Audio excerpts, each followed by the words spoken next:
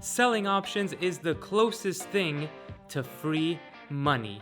Today, we are going to begin our journey learning options selling and how you can use this strategy in your investments to start making more money right away.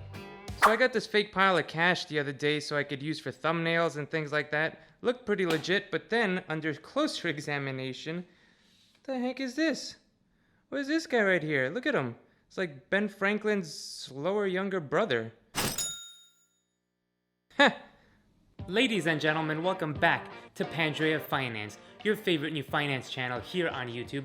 My name is Alex Pandrea, and ooh, I know you're excited for today's video. You've been asking me to teach selling options from my first video here on YouTube, and well, today is your lucky day because today we start the journey of learning this incredible technique. Now, I'll be the first to admit that it took me a while to understand the concept of selling options. Buying options, for example, is a lot easier. Now, there's a lot of things with selling options that you need to understand before jumping into any trade. Today's video, we're gonna focus on what I think is the most important thing when selling options, and that's how do we collect the most amount of premium possible using implied volatility and probability of success. You cannot start selling options without learning these two concepts. Now, at the end of this video, I'm going to lay out a very important step-by-step plan, a master plan of attack, if you will, when selling options, which I have used very successfully throughout my trades. So do watch this video all the way through for that. Now, you gotta hit that like button before we start. You just gotta do it. The information on this video is worth it, trust me. So just go ahead. It takes just a click, just a little tap. So if you are ready, then so am I. Let's begin.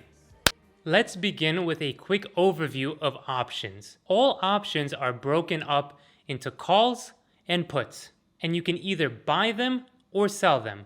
So you can buy a call and you can sell a call. You can buy a put and you can sell a put. Now, it's very important to understand these definitions and what it actually means to buy and sell these contracts. Because I know a lot of people, me included in the very beginning, had an oversimplified definition of what they all mean. Now, if you're the type of person that says, I'll buy a call because I think the stock is going up, and that's your definition of buying a call, then I'm afraid that you are a step behind. So here are the definitions for each. Pay attention and understand them. Buying a call. This gives the buyer the right but not the obligation to buy stock at a given strike price on or before the expiration date. Buying a put. This gives the buyer the right but not the obligation to sell stock at a given strike price on or before the expiration date. Now, moving on to the sell side, selling a call gives the seller the obligation, that word is important, the obligation to sell shares at a given strike price on or before the expiration date. And selling a put gives the seller the obligation to buy shares at a given strike price on or before the expiration date. Now, it is very important to understand that when entering into a contract, there are always two parties involved, the buyer and the seller. When you buy a contract, you are buying from the seller. Thank you. But that is important to understand because usually I feel like the majority of people trading options are buying options. So they're only seeing it from one side. But there is also another person on the other side of the trade, and that's going to be us today in today's video. And of course, this all translates to the point of selling option is when you sell an option contract, you are getting paid by the buyer and therefore collecting premium, or as I like to call it, free money. Now, of course, it's only free money if you learn to do it the right way. So let's learn to do it the right way. The first thing that we have to learn is what happens when we actually sell options.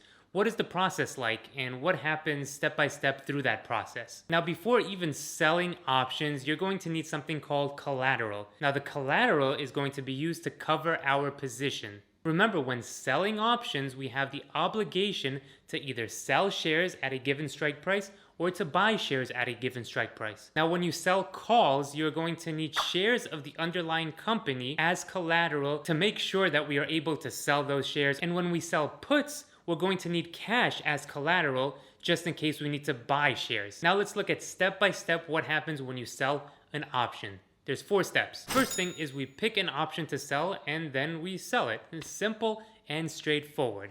Once you sell the contract, you have now entered into that contract. Step number 2, collecting a premium. Because you sold that contract, the buyer will pay you for that transaction. So you are collecting a premium that goes into your brokerage account right away. That money is now yours. Step number 3, buying back the contract. To close out the position, you must buy back the contract. And step number 4, hope the option expires worthless. The whole idea of selling an option is to sell at a high price and buy back at a low price, keeping that profit in between, all right? The perfect scenario would be if that contract expires worthless or worth $0.00. This means that you are technically buying back the contract to close your position at $0. Hence, you don't have to put up any money to buy back the contract, so you get to keep the entire premium. Now, the key takeaway from these 4 steps that you have to keep in mind is that we want to sell an option with a high premium and then hope that premium goes down in price so that when we have to buy it back, we can buy it back at a lower price, or hopefully, step number 4, it expires worthless, $0, and then technically buying it back means paying $0 for it. You keep the whole premium and everybody's happy. Well, except the buyer of the contract, he's not happy at all. So now the question is, what makes premium prices high or low, expensive or cheap? And what makes them increase and decrease in value? This is very important to understand. This is going to be the secret for making high returns when selling options. What makes a premium high or low? Well, a few things. The first thing is expiration date, the expiration date of your contract. See, the premium of an option can be broken up into intrinsic value and extrinsic value. The intrinsic value, simply put, is what the option is intrinsically worth and what it will be worth at the time of expiration.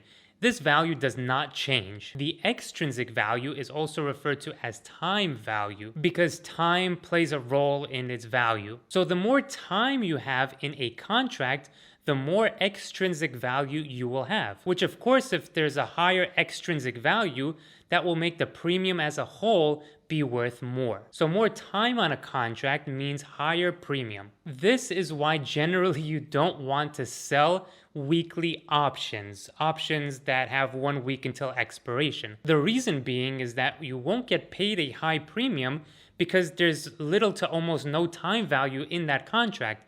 And remember, time makes the premium higher. So if there's no time, there's no value. If there's no value, what are we even doing? Now, if we take a look at this example, we're looking to sell the $450 calls. Now, on the left, we have an expiration date of September 27th, about a week out. You can see that the premium is only 27 cents.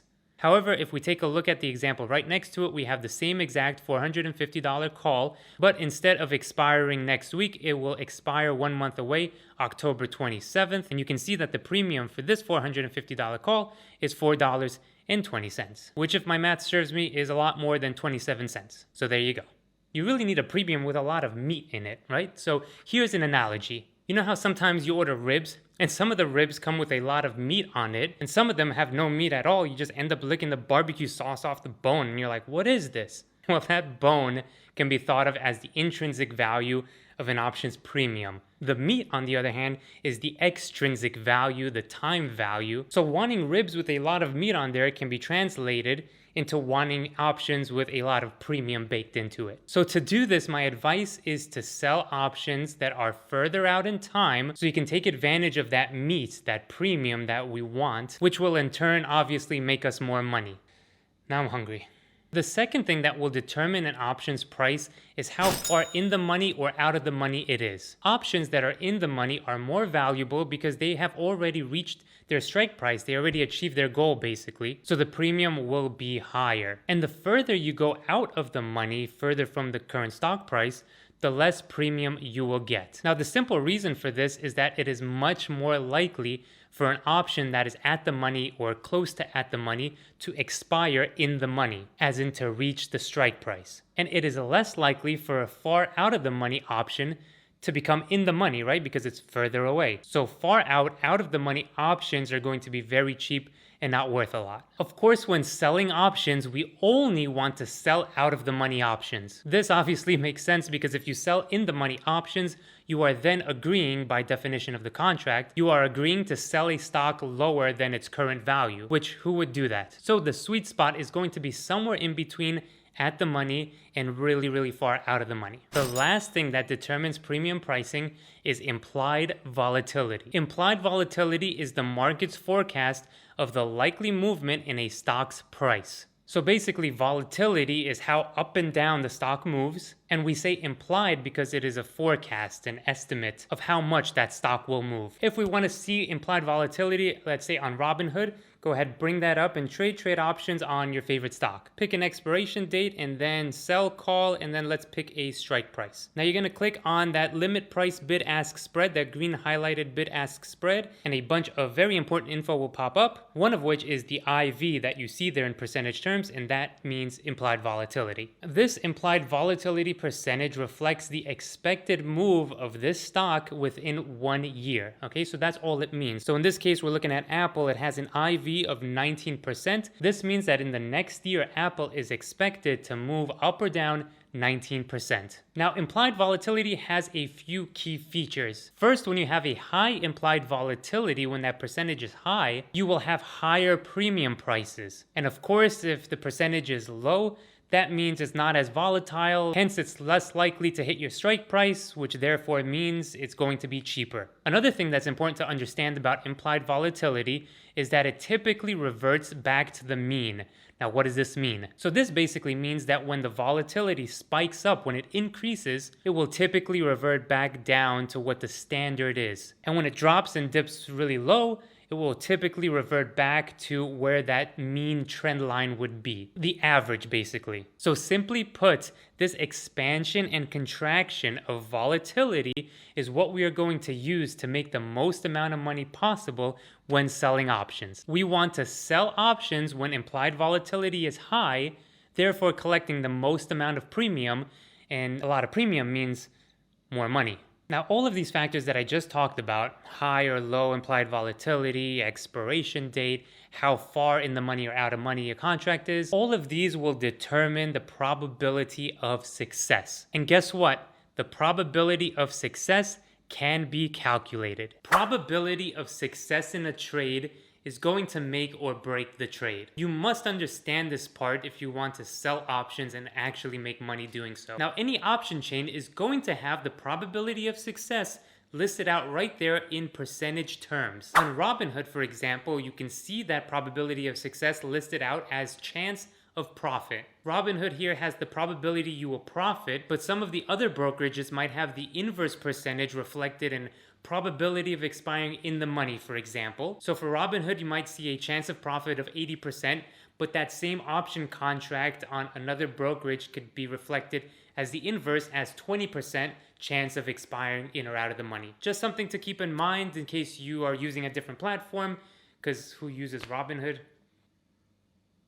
Now, obviously, the higher the percentage of chance of profit, the higher the probability will be that that trade will work out in your favor. But you'll also notice that the higher the percentage of chance of profit, the lower the premium will be. So if you want to basically guarantee that you're going to profit from a trade, you can go all the way to like a 95% chance of profit. But as you can see, we're only collecting pennies at that point. Now, if we scroll down more at the money to where the stock price currently is, you'll see that your premium is much higher that you can potentially collect, but also your probability of success on the trade is less likely. Remember, when selling options, we do not want our stock price to hit that strike price, whether you're selling a call or selling a put. So of course we are selling out of the money, far away from the current strike price. But we also want to collect a good amount of premium, so it's about finding that happy medium in between to collect the most amount of premium with the highest probability of success. This brings me to this next chart. This chart will be your new best friend, so save this, take a screenshot of it,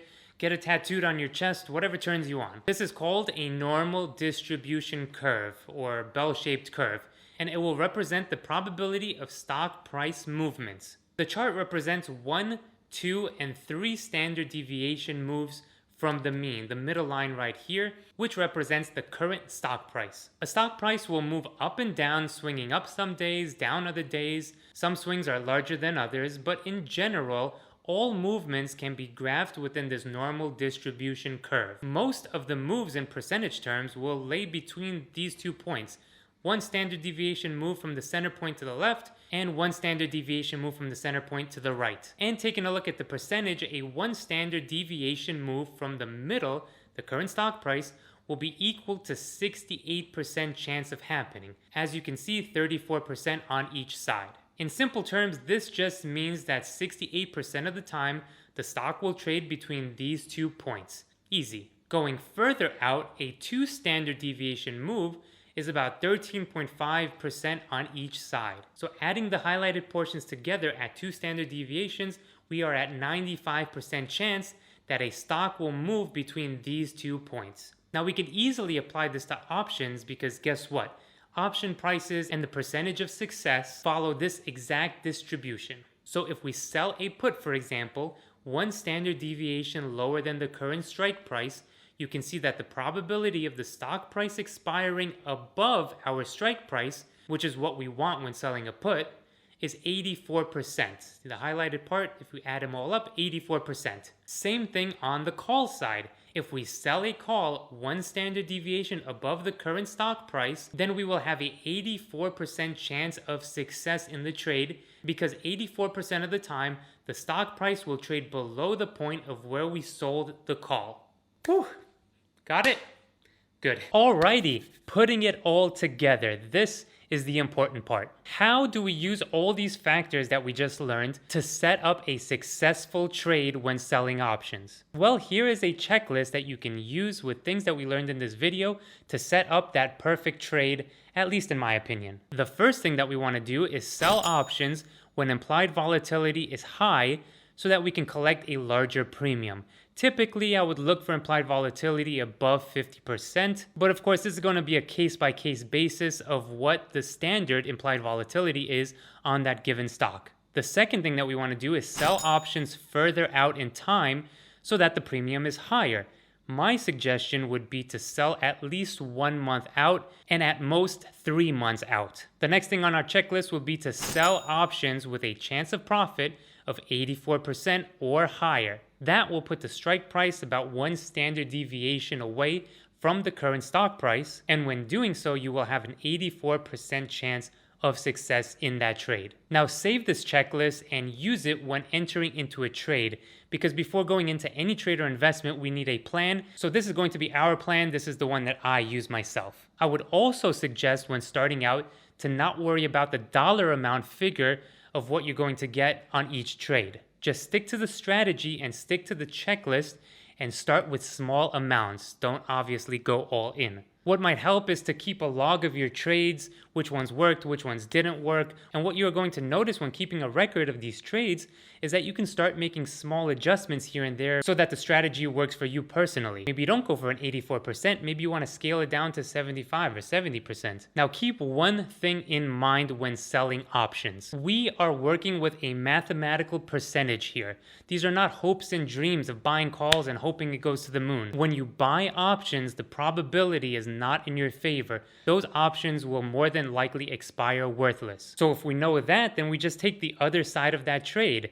And as option sellers, we are just trusting the numbers and the percentages and collecting that premium time and time again. This, my friends, is the secret to consistent gains with options. Now, in one of my next videos, we are going to take everything that we learned here today and put it into practice. But please study these concepts in this video so that you can have an understanding of what it means to sell options before jumping into any trades. Like I said, don't worry, we're taking it step by step and we are going to do this together. My friends, you can check out the links down below in the description for free stocks and free crypto. Check out my other videos by clicking here and here. Thank you all so much, and we will see you on the next video.